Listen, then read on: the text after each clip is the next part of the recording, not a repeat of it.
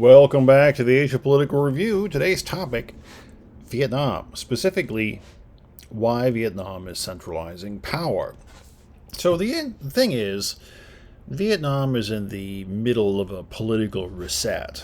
In 2026, the party chief and the state president, Tô Lâm, he consolidated power in a way that broke with a kind of collective leadership model. And he's coupling that move with one of the largest ever efforts to streamline the state since its reunification. So my goal with this video is to explain this shift in a couple of different parts. One is why Vietnam keeps coming back to centralization as an answer to all its problems, and how this centralization is different in scale and style, I suppose, and then what it means for Vietnam, what it means politically, economically, and for its relationships with big powers like the United States and China. So, to understand what's happening now, we have to start with a basic political problem. And how do you run this country? A complicated country with enough coherence and competence to execute national strategies. If you look at this model, and this is a model done by a German NGO, BTI, you look at four different quadrants or indexes. So one is a status, one is political transformation, governance, and the other side is economic transformation. You can see that Vietnam is doing well in terms of economic transformation. The farther you are towards the edge there, the more developed the country is. So you see some advancements there. Where they're working is in governance. The political transformation, so like the rule of law, political party participation, things like that, that's never going to be very developed in a one-party state.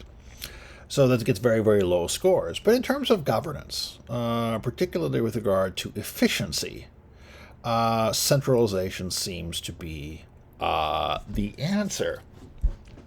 Because it not only gives them kind of China-style decision-making authority, but I think in terms of economic outputs, I think what they're looking for is Singaporean-style outputs. So this is a China-style governance effort with Singaporean economic output targets.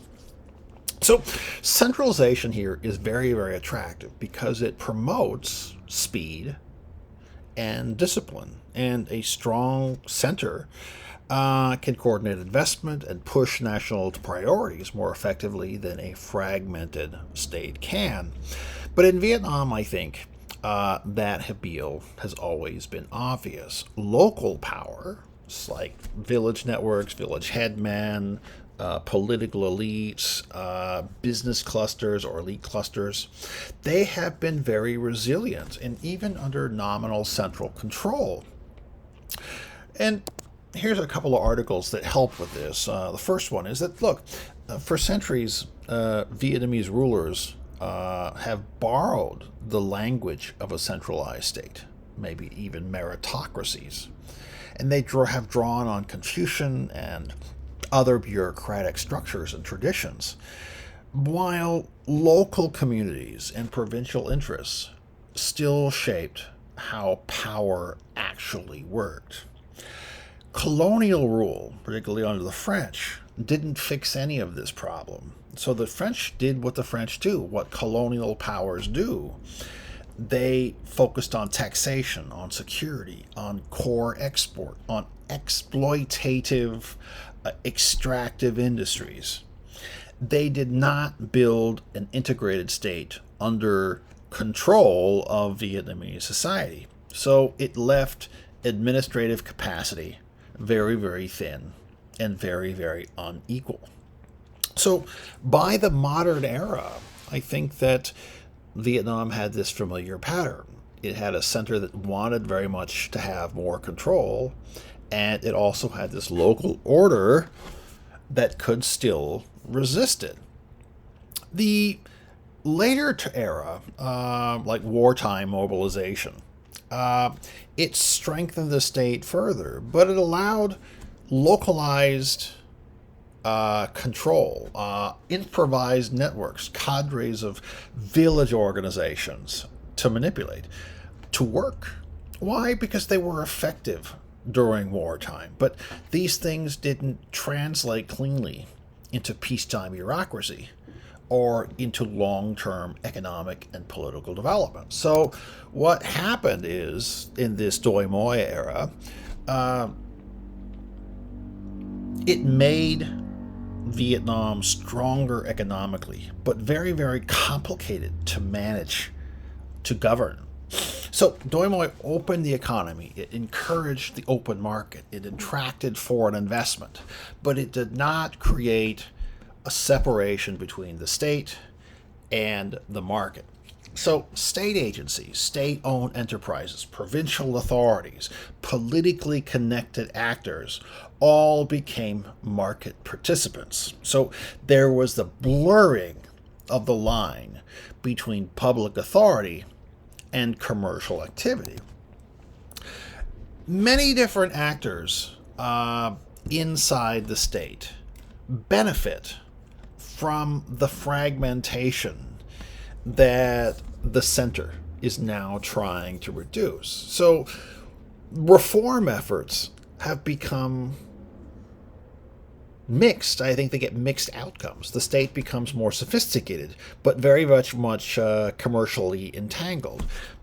Public power and private gain sit very, very uncomfortably close together.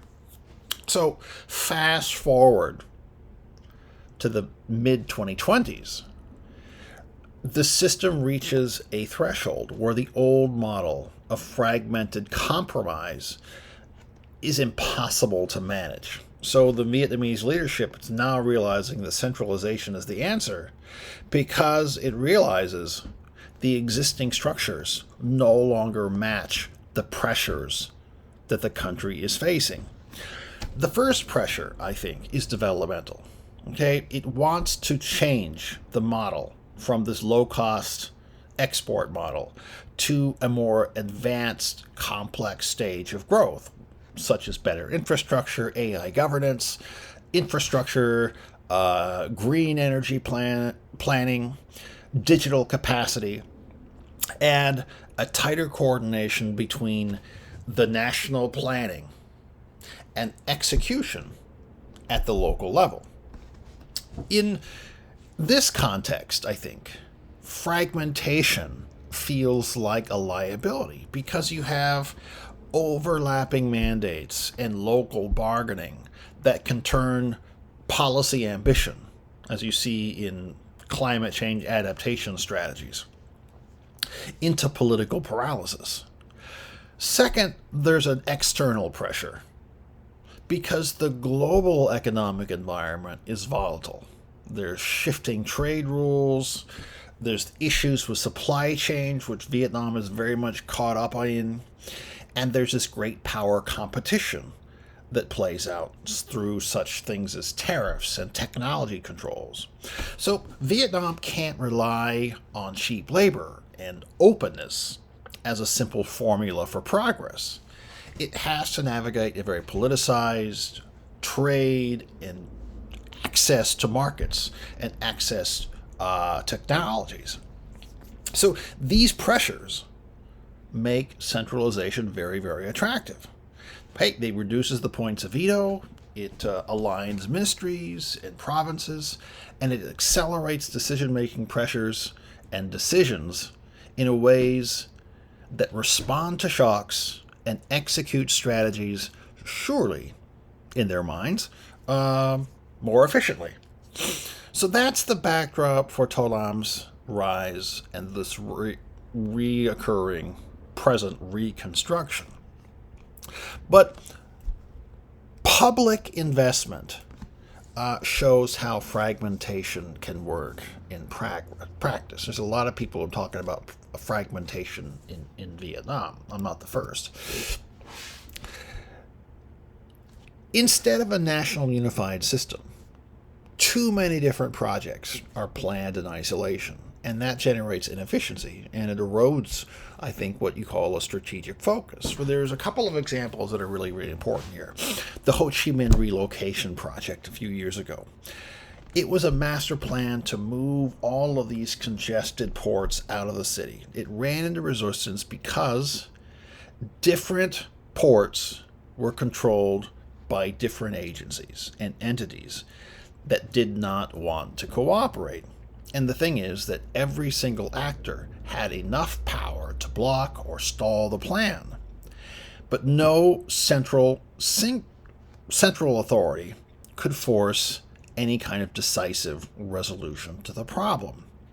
And climate dynamics also show the same problem. Vietnam recognizes its vulnerability to climate change, particularly, all of the countries really in the Mekong River Delta have the same problem. And it has produced very substantive climate change adaptation and mitigation strategies. But the responsibility is spread out across multiple ministries and local bodies, which again weakens coordination and delays implementation. So these are not isolated failures. The ports and the climate issues are not isolated failures. They are symptoms of a state that simply hasn't fully separated public authority from, market incentives, and has not solved the coordination problem inside of its own political machinery.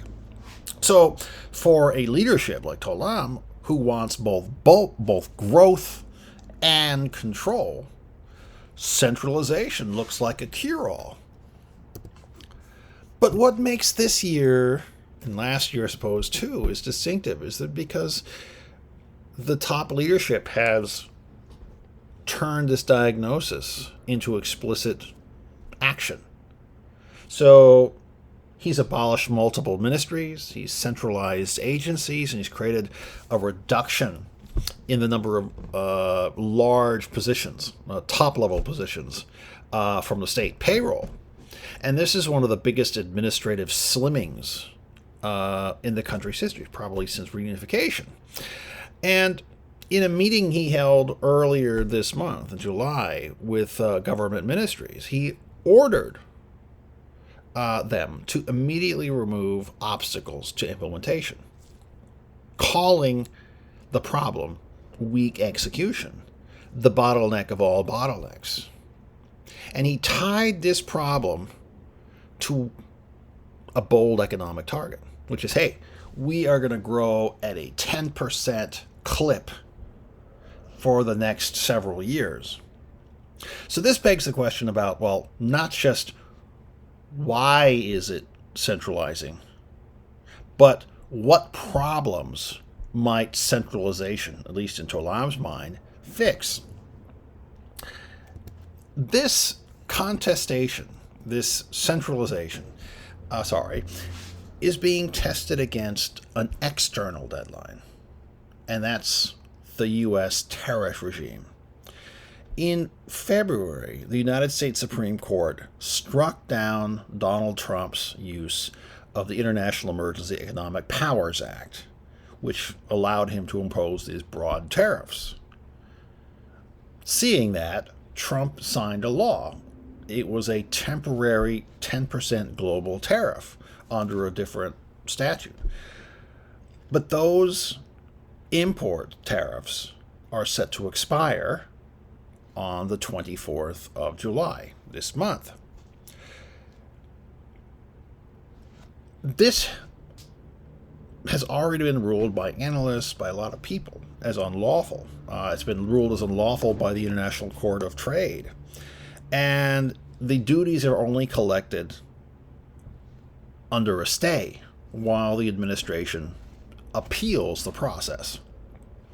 But at the same time, for Vietnam, there are problems because goods of Chinese origin are being transshipped through countries like Vietnam. And they say they face higher tariff rates, and that they will do that when custom officials determine, hey, these things are being shipped here for the purposes of evading restrictions. So that puts pressure on agencies to verify the country of origin, to share data, to coordinate between agencies. And that is an area where Vietnam has been historically bad. So he has sought solutions. So in the same way, he has taken a very personal approach to the problem. He traveled to the United States in February and met directly with Donald Trump. And he announced a lot of deals with the U.S., tens of billions of dollars, as everyone does when you go to the United States. You pretend, so to speak, that this transactional diplomacy works. You appease the man by buying stuff. But he got something in return. Trump decided that he would instruct U.S. agencies to remove Vietnam from strategic export control lists and promised increased access to U.S. technology, the advanced kind. So here, this sequence shows you how concentrated authority can produce rapid, unified responses, particularly when you got one man negotiating the trade, the investment, and the technology access in one single package, rather than waiting on bureaucratic, fragmented forms of channels. So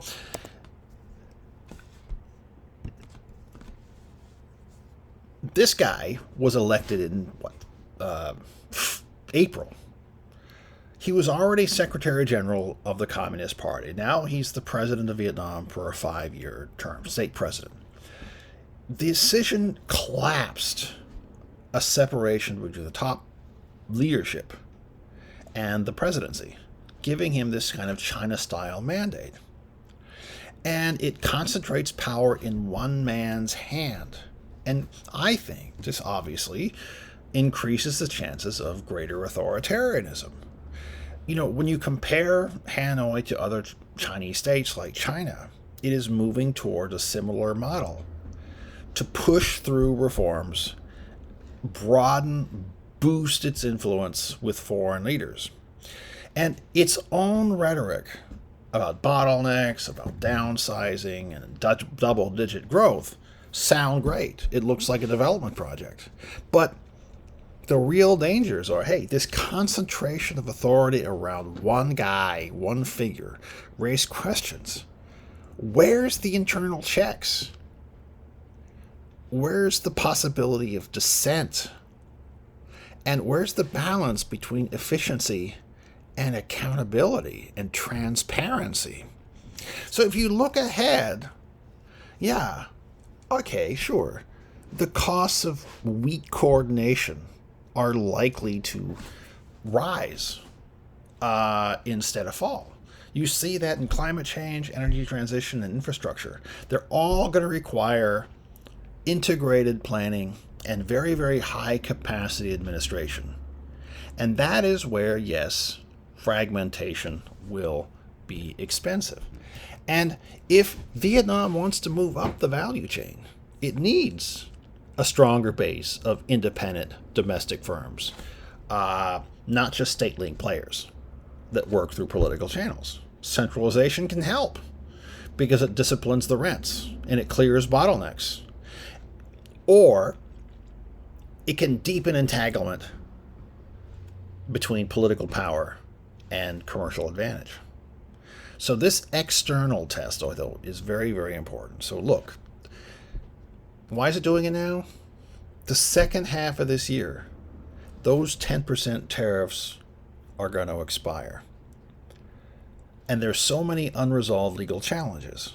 And there's a scrutiny of transshipments and origin enforcements from U.S. authorities. So the ability of the state to coordinate across ministries, provinces, and customs agencies are going to be tested. So, look, the hopeful version is that, hey, this story, this development will help Vietnam streamline decision-making. It'll remove local obstruction. and build a more capable developmental state. The other side is it tightens control, but it doesn't fix the other underlying problems, and it leaves a more authoritarian but still very commercially entangled system. So Vietnam today is, yes, trying to become more centralized, and it's trying to become more governable. I understand the governable part. But whether or not centralization is the answer or the key to that, that's unknown. Past attempts at centralization in Vietnam and other countries in the same region have not yielded promising results. But let's just think that the verdict on this remains to be seen, or it's still out. All right. Thank you very much for watching. Don't forget to hit like and subscribe if you haven't already. And I'll see you next time.